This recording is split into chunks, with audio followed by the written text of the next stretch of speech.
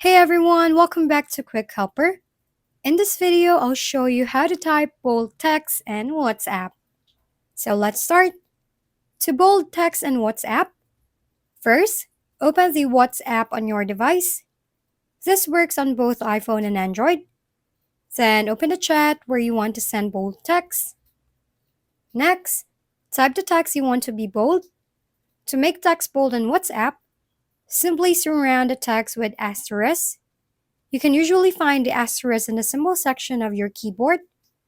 On iPhone, select the numbers at the bottom of the keyboard, then the symbols, and locate the asterisk. For example, if you type bold text and send it, the text within the asterisk will appear bold. You can also make the text bold by typing out your text, ending it with an asterisk, then holding the spacebar and moving the cursor to the front of the text, and then typing another asterisk, and there you go. Thank you for watching. We hope this video helped you figure things out.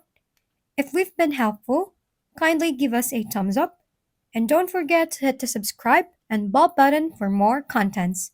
For any questions and suggestions, comment down below.